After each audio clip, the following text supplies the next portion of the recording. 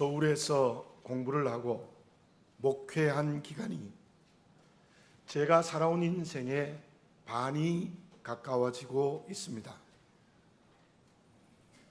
설교를 할 때, 또 대화를 할 때 표준말을 쓴다는 것이 제게는 처음에 매우 어려웠습니다. 초창기에는 연습을 많이 했습니다. 그러나 제게는 아직까지도 사투리 억양이 그대로 남아있는 것을 부정할 수 없습니다. 그런데 제가 말을 할 때에 저절로 사투리가 나올 때가 있습니다. 그때가 언제인가 하면은 고향에 가서 친척을 만나거나 친구를 만나면 나도 모르게 사투리가 저절로 나와요.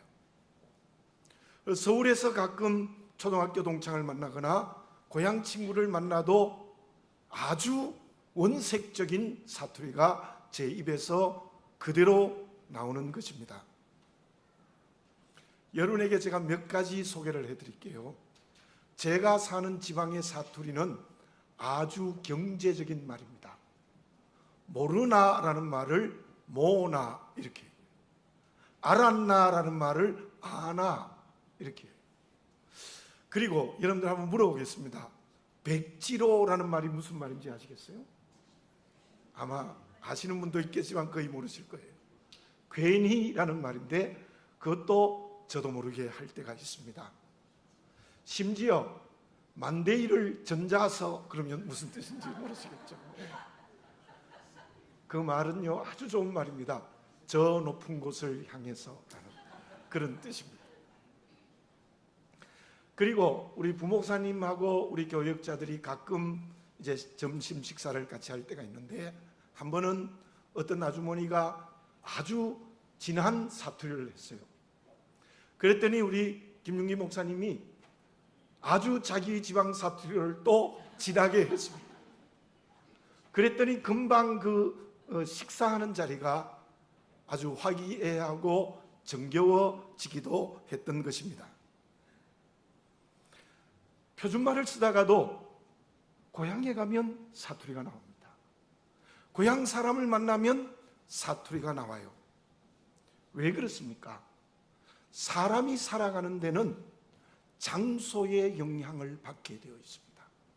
내가 어떤 장소에 사느냐에 따라서 그 사람의 생각과 삶이 달라집니다.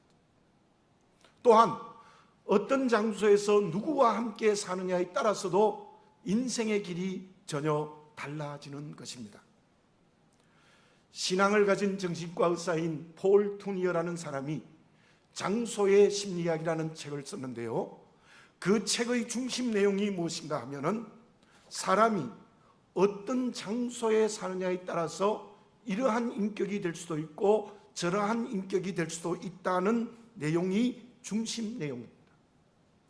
그렇다면 우리는 모두가 다 고향이 다르고 모두가 다 다른 무엇인가와 함께 살아가고 있지만, 믿음으로 살아가는 저와 여러분들은 똑같은 장소에서 똑같은 분과 살아가야 제대로 된 신앙의 인격을 가지고 믿음의 삶을 살 수 있는 것이 있습니다.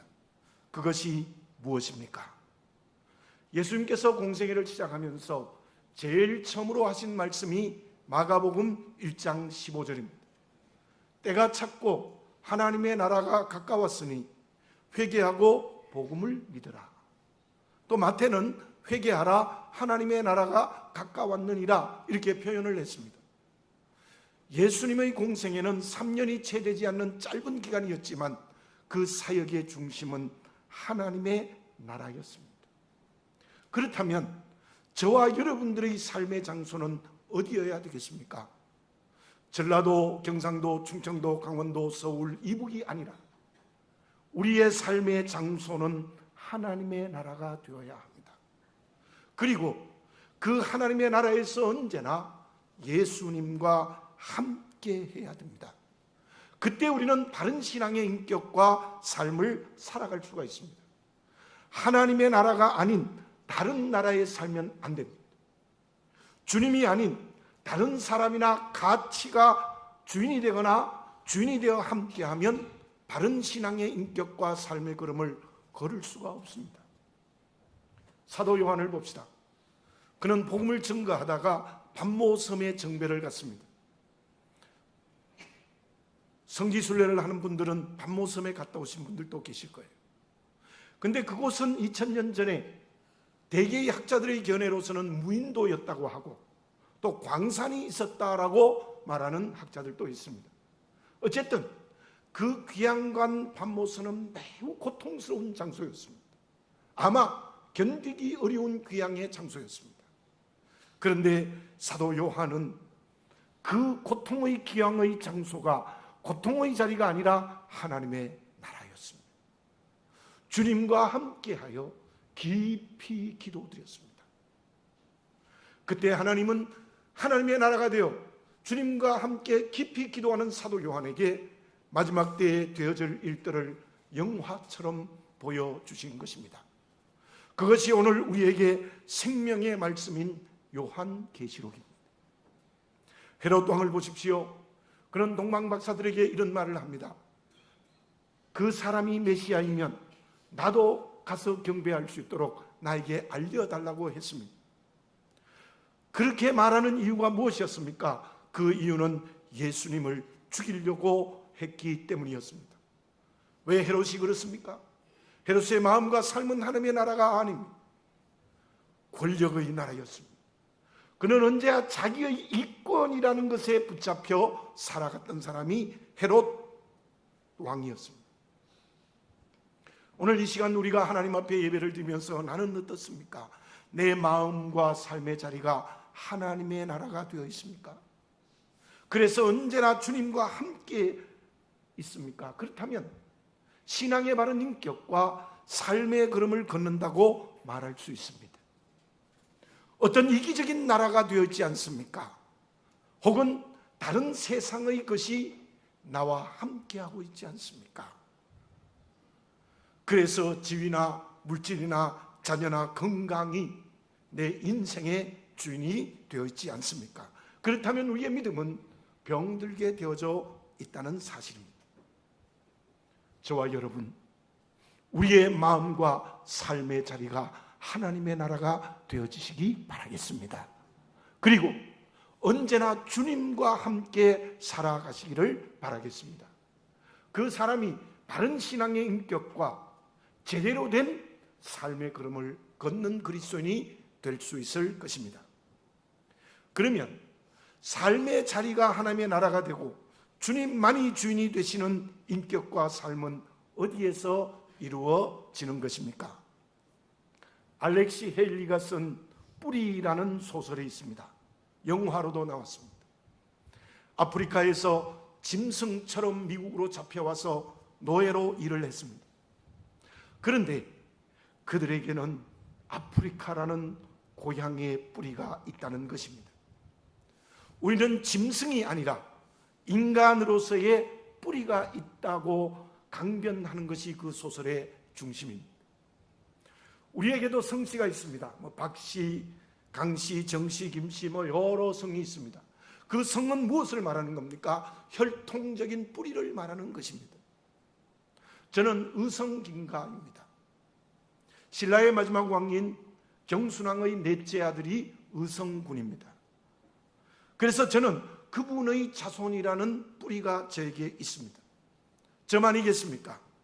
여러분들 모두가 다 그러한 혈통적인 뿌리가 있습니다.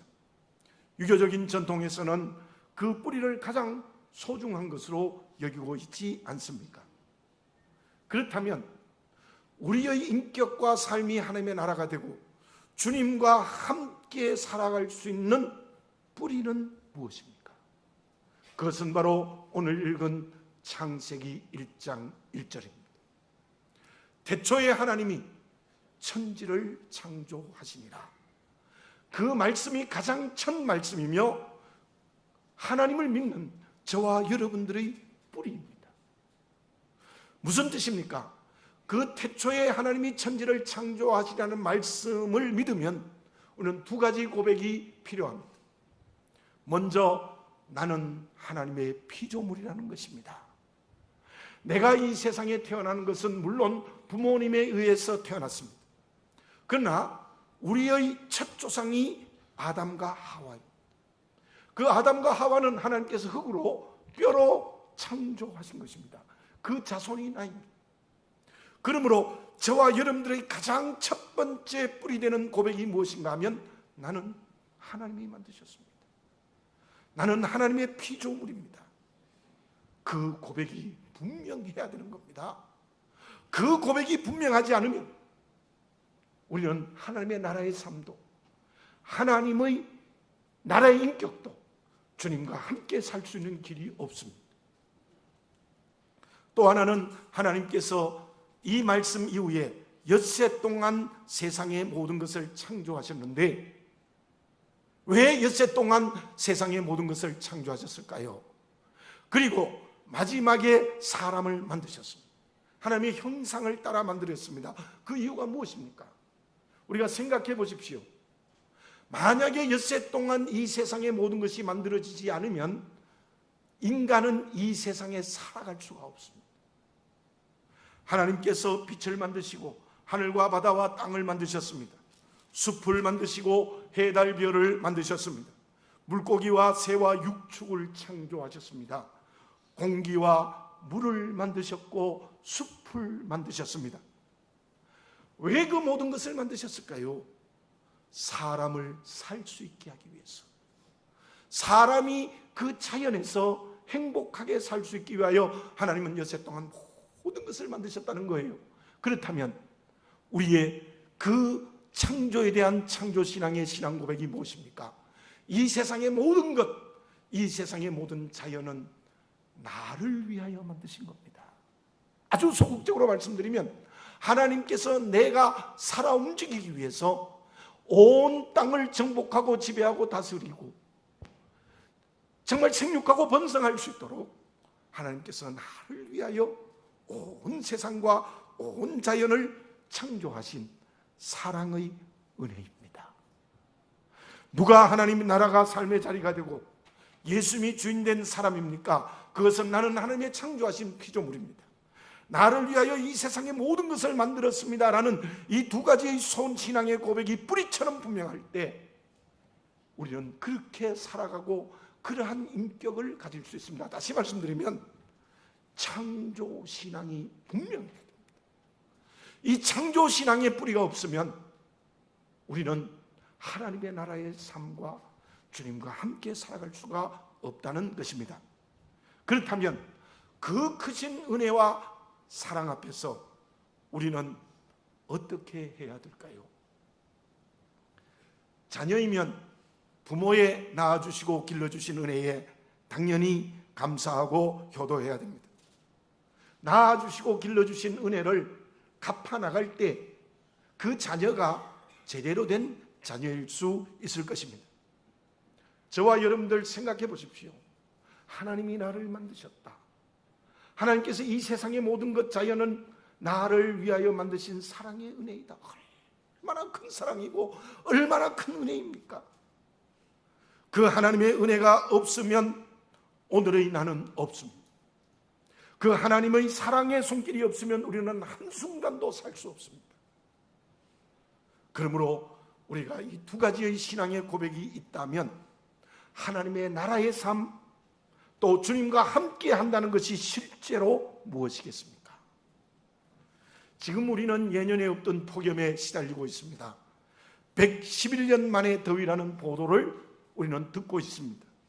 우리나라 말이 아닙니다. 유럽에서는 250년 혹은 265년 만에 더위가 찾아왔다고 합니다. 그뿐이겠습니까? 갑자기 폭우가 내립니다. 지난 6일 강릉과 속초에 시간당 93mm의 폭우가 내렸습니다. 쏟아졌습니다. 강릉 도시가 완전히 강처럼 변했다는 것입니다. 뿐만이 아닙니다.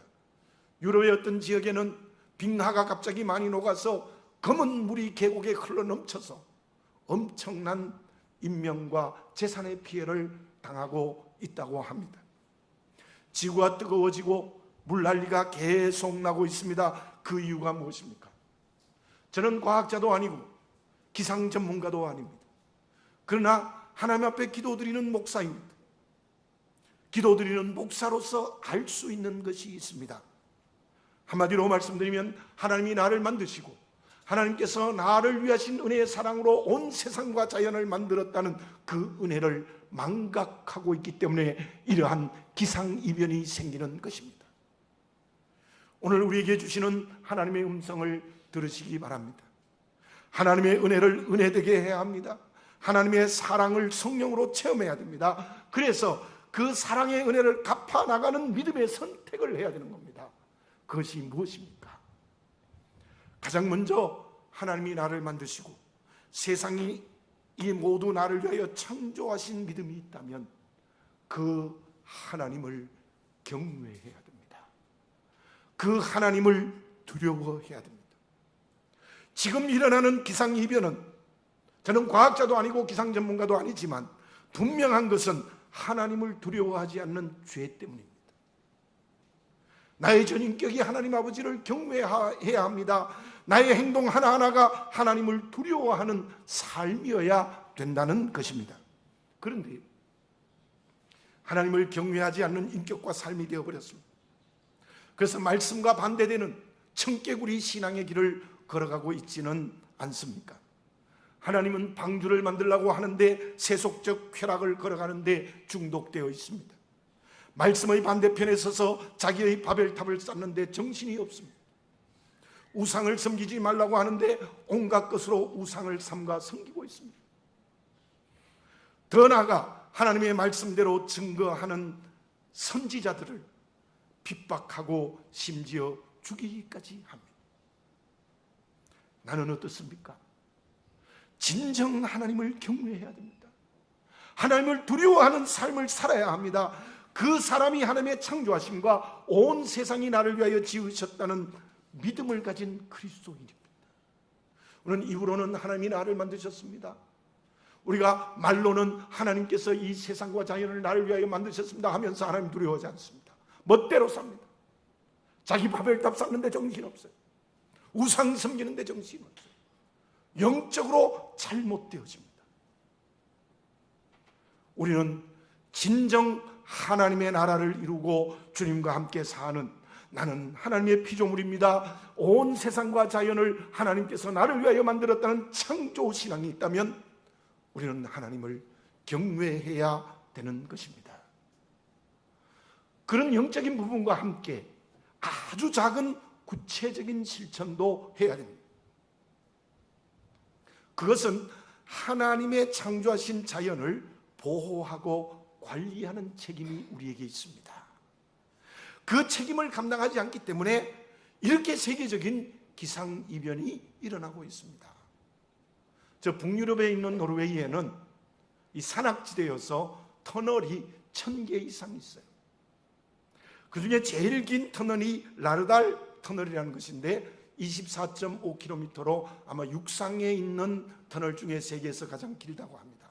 그런데 노르웨이의 터널들은 특별한 문제가 없으면 전부 다 바위를 그대로 보존합니다. 물론 우리나라는 흙으로 만들어졌기 때문에 토목공사를 하고 시멘트를 통해서 굴을 만들지만 거기에 대부분의 굴은 전부 자연 그대로입니다. 이렇게 바위의 암석이 울퉁불퉁 나와 있는 겁니다.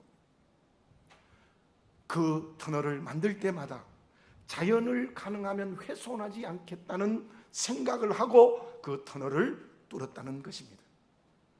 저와 여러분, 영적으로 하나님만 섬겨드려야 된다는 것과 함께 하나님이 창조하신 자연을 하나님의 뜻대로 보호할 수 있는 책임이 우리에게 있습니다. 그러자면 어떻게 해야 되겠습니까? 음식물 쓰레기 줄여야 됩니다. 분리수거도 제대로 해야 됩니다. 어쩌면 자동차 타는 일도 절제해야 될지도 모릅니다. 그러한 작은 실천이 바로 창조신앙을 가진 말씀에 순종하는 첫걸음입니다. 또 하나님을 경외하는 작은 실천이라는 것을 우리는 잊지 말아야 될 것입니다. 물론 제가 앞에서 말씀드린 것이 더 중요합니다. 바로 세속화됨이란 됩니다. 하나님의 자녀로 거룩해야 됩니다. 오직 하나님만 섬기고 사랑해야 됩니다. 우리 모두 하나님이 태초에 천지를 창조하셨다는 이 창조신앙의 고백과 삶을 분명히 살아가는 새로운 결단을 이 여름에 해야 될 줄로 믿습니다. 그때 우리의 마음과 삶이 하나님의 나라가 되고 그 사람이 주님과 함께 살아가는 진정 살아있는 믿음을 가진 그리스도인입니다. 그런데 우리가 어떻게 되어졌습니까? 아담과 하와의 자손이 되어 죄로 죽었습니다. 하나님의 피조물이 아니라 사단의 노예로 전락했습니다. 주님과 함께하는 것이 아니라 사단의 조종을 받게 되어졌어요. 하나님은 그렇게 죄로 죽은 우리에게 어떻게 하셨습니까? 먼저 이스라엘 백성들을 선택하셔서 이스라엘 백성들을 통하여 온 세계 만민을 창조신앙을 회복하게 하는 은혜를 그들에게 주었습니다. 사명을 주었습니다. 그런데 이스라엘은 그 사명을 감당하지 못했습니다. 그때 하나님은 어떻게 하셨습니까? 오늘 읽은 고린도전서 1장 18절을 제가 읽어드립니다. 십자가의 도가 멸망하는 자들에게는 미련한 것이요 구원을 받는 우리에게는 하나님의 능력이라. 여러분들 저를 따라서 한번 해봅시다. 십자가의 도가 멸망하는 자들에게는 미련한 것이요 구원을 받는 우리에게는 하나님의 능력이라. 아멘. 하나님이 사람이 되셨습니다. 그리고는 저와 여러분들의 죄를 자기의 것으로 삼으시고 십자가에서 피를 흘리고 살을 찢기시면서 온전히 죽으시는 놀라운 십자가의 사랑의 은혜를 허락하여 주셨습니다. 그 십자가의 은혜의 사랑은 우리를 죄와 죽음에서 구원하시는 하나님의 능력입니다. 죄와 죽음에서 구원하시는 하나님의 능력이라는 말이 무엇입니까? 그 주님의 십자가의 은혜를 통하여 우리는 본래 가졌던 창조신앙을 회복한 거예요. 이제 다시 하나님의 피조물이 되어졌습니다. 온 세상과 자연이 나를 위한 하나님의 사랑임을 깨닫게 된 것입니다. 그 믿음이 다시 한번 분명해지시기를 바라겠습니다. 십자가의 은혜로 주어진 구원의 능력을 받았다면 창조신앙이 회복되어졌다는 믿음도 분명해지시기를 바라겠습니다. 그렇다면 그 주님의 십자가의 은혜와 사랑을 내 인격과 삶에 실천하는 것이 구체적으로 무엇입니까? 북유럽의 4개국은 전부 기독교가 국교입니다.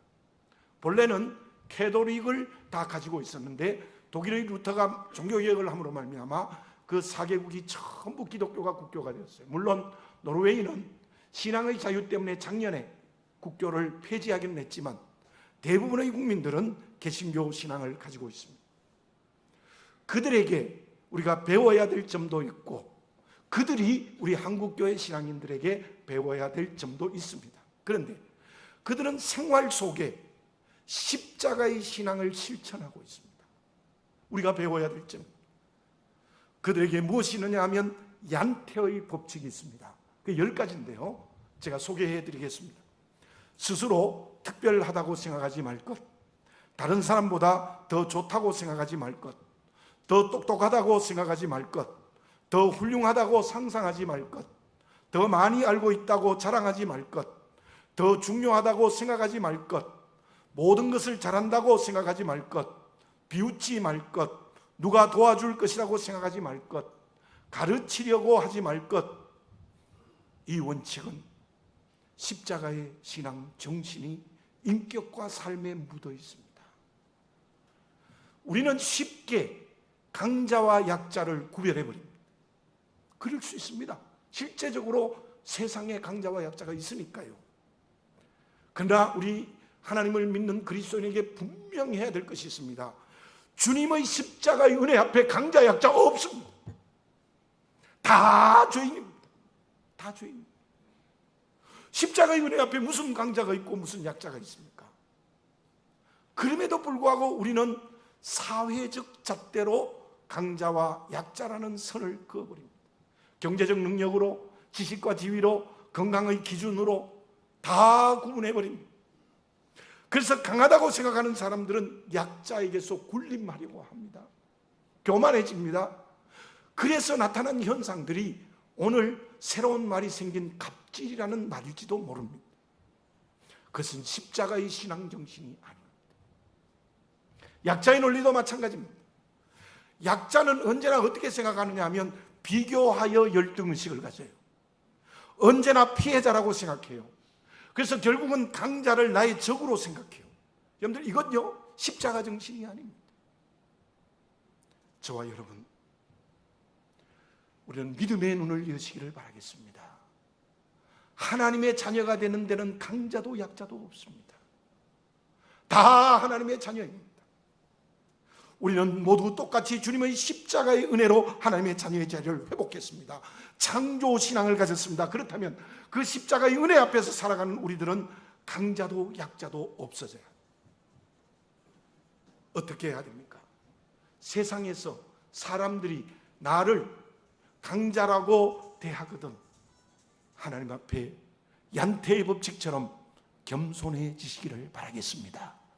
사람 앞에서도 진정으로 겸손해지시기 바라겠습니다. 하나님이 나에게 다른 사람보다 많이 주셨으니 그걸 통하여서 열심히 나누는 일을 하시기 바랍니다. 약자라고 한다면 어떻게 해야 되겠습니까? 더 분명히 하나님의 자녀라는 정체성이 분명해야 됩니다. 내가 어떤 일이 있어도 그리스도인이라는 용기를 버리지 않아야 되는 것입니다.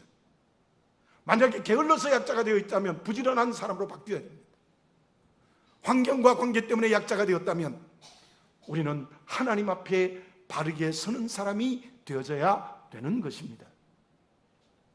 그때 진정한 십자가의 신앙 정신을 가진 인격과 삶이 될 수 있습니다. 사랑하는 교우 여러분, 저를 포함해서 우리는 너무나 세상의 잣대로 그리고 어떤 인위적인 잣대로 강자와 약자를 구별해 버립니다. 독일이나 북구에 가보면요, 그 사람들이 하나 살아있는 정신이 무엇인가 하면 내가 작은 차를 타고 다녀도 가장 좋은 차를 타고 다니는 사람과 비교하여 열등의식 가지지 않습니다. 너는 그렇다, 나는 이렇다, 이 분명한 거예요. 물론 그들의 잘못된 모습도 있습니다. 우리 모두 다시 한번 십자가의 은혜로 구원받아 창조신앙을 회복했다는 것은 강자와 약자를 넘어서는 믿음이 되어야 됩니다.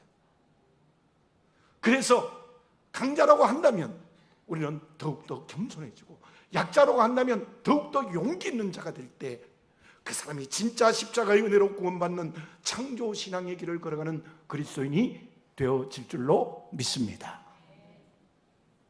그리고 어떤 사람은 십자가의 정신, 십자가가 인격이 되고 삶이 되는 것을 이렇게 표현을 했습니다. 그러려니. 이 말은 잘못 들으면 포기하는 말 같고 운명이라는 말과도 연결되는 것 같고 또 도사가 되어서 그러한 말을 할 수 있다고 생각하는데 그렇지 않습니다. 그러려니라는 말을 그리스도인이 하면 모든 환경과 관계에 하나님의 뜻이 있다는 걸 믿는 겁니다. 어려운 환경에도 하나님의 뜻이 있습니다. 좋은 환경에도 하나님의 뜻이 있습니다. 어려운 관계에도 하나님의 뜻이 있습니다. 아름다운 관계에도 하나님의 뜻이 있다는 것을 믿는 사람, 그 사람이 십자가 신앙의 정신의 인격과 삶을 가진 사람이라는 거예요. 제가 근간에 잠을 좀 잘 못 잤어요. 이상하게 9시만 되면 잠이 와요. 졸려요. 그래서 9시가 돼서 자기 시작하면 12시가 되면 잠을 딱 깨요. 그리고 못 자는 거예요. 여러분들 머리를 대면 잠을 잔다는 사람은 불면이 얼마나 힘든다는 것을 알 수 없어요. 왔다 갔다 하고 물을 마셔보기도 하고 이 방에 갔다 저 방에 갔다 안 돼요. 그러다가 4시가 넘어져서 새벽기도에 나오니 제가 새벽기도를 인도하는 게 얼마나 어려웠겠습니까? 그래서 지난 3일 전에 내가 생각을 바꿔야 되겠다. 잠을 오게 하지 않는 하나님의 뜻이 있지 않을까? 그렇게 생각하고 덥지만 작은 방에 가서 선풍기를 돌려놓고 성경을 읽었습니다. 그리고 기도했습니다. 여러분들 놀라운 것은요, 제가 목사인데 성경을 읽고 기도를 했더니 4시간이 휘딱 가는 거예요. 기쁜 마음으로 와서 새벽 기도를 인도하고 돌아갈 수 있었습니다. 그랬더니요, 지난 금요 기도회 마치고는 하나님께서 제게 8시간의 잠을 주셨어요. 제가 무슨 말씀을 드리려고 하는가 하면은 모든 환경과 관계에 하나님의 뜻이 있습니다. 주님은 십자가의 죽음을 하나님의 뜻으로 받아들였잖아요. 여러분, 우리가 십자가의 죽음보다 더 큰 고통이 있습니까?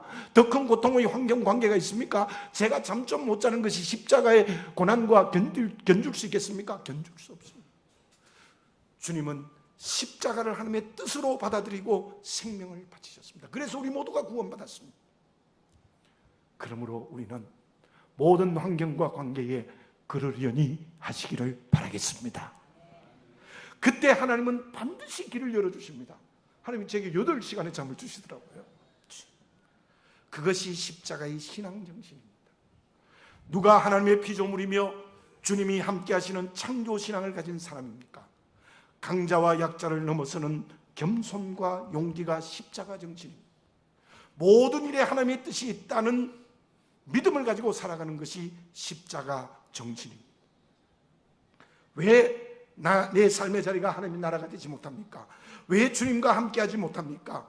그것은 하나님의 창조를 믿는 창조신앙과 그 창조신앙을 회복해 주시는 십자가의 신앙정신을 망각했기 때문입니다. 이 시간 우리 모두 창조신앙을 회복하시기 바랍니다. 십자가가 인격이 되며 삶이 되는 역사가 일어나시기 바라겠습니다. 그때 우리는 우리의 마음과 삶이 하나님의 나라가 되고 우리의 마음과 삶에 언제나 주님이 함께 하시는 제대로 된 건강한 믿음의 길을 걸어가게 될 줄로 믿습니다. 결과는 어떻습니까? 하나님 아버지는 전능하십니다. 창조신앙을 가지면 아버지이신 하나님이 내 인생을 책임져 주세요. 여러분들 보십시오. 하나님 전능하시죠. 그 하나님의 피조물입니다. 하나님이 나를 위하여 이 세상의 모든 것을 만드시고 내일도 만드시고 미래도 만드시고 자연도 만들었습니다 라는 그런 믿음이 있다면 하나님께서 나를 책임지지 아니하겠습니까? 이보다 더 큰 보증이 어디에 있습니까? 그렇습니다. 창조신앙을 분명히 가지고 살아가면 하나님께서 내 인생을 책임져 주실 줄로 믿습니다. 뿐만이 아닙니다. 십자가의 정신으로 살아가면 용기와 겸손, 하나님의 뜻이 있음을 알고 살아가면 그러한 나를 통하여 다른 이웃들이 복을 받게 하십니다. 바울을 보십시오. 십자가 정신이 뚜렷하지 않습니까? 창조신앙이 분명하지 않습니까? 그 바울이 가는 곳곳마다 교회가 세워지고 사람이 구원받는 역사가 일어났습니다. 우리가 창조신앙을 분명히 가지고 살아가면 나를 통하여 다른 사람이 복을 받고 다른 사람이 구원받는 역사가 일어나게 될 줄로 믿습니다. 태초에 하나님이 천지를 창조하시니라. 십자가의 도는 우리를 구원하시는 하나님의 능력이라. 기도드리겠습니다. 사랑하는 아버지 하나님, 창조신앙을 잃어버리고 하나님의 나라가 아니라 나의 나라가 되며 주님이 함께하는 것이 아니라 온갖 세상의 가치가 함께하는 잘못된 걸음을 걷고 있지 않습니까? 그러한 나를 주님이 십자가를 지심으로 말미암아 사망의 생명으로 옮겨주셨고 하나님의 자녀 되게 해주셨습니다. 창조신앙을 회복했습니다. 이제 저희들은 언제나 여호와 하나님 앞에서 제대로 된 믿음의 걸음을 걷게 해 주시옵소서. 강자와 약자라는 이 이분법적인 모습에서 넘어서는 그리스도인이 되게 하시고 또한 내 삶의 모든 환경과 관계에 하나님의 뜻이 있다는 믿음을 가지고 실제로 사는 저희들이 되게 해 주시옵소서. 그때 하나님께서는 내 삶을 책임지는 보증을 허락하시며 나를 통하여 다른 사람이 복을 받는 역사를 바울처럼 허락하여 주실 줄로 믿습니다. 아버지 하나님, 태초에 하나님이 천지를 창조하셨다는 분명한 창조신앙을 가지게 해 주시옵소서. 십자가의 도는 우리가 구원하시는 하나님의 능력이라는 분명한 믿음에 서게 해 주시옵소서. 그때 한국교회가 건강하게 될 줄 믿습니다. 우리 교회가 강건하게 될 줄 믿습니다. 내 신앙의 걸음이 건강하게 될 줄 믿습니다. 아버지 하나님, 저희들 매수 창조 신앙의 정신과 인격과 삶으로 살아가는 지혜로운 그리스도인이 되게 하여 주시옵소서. 예수님의 이름으로 기도드립니다. 아멘.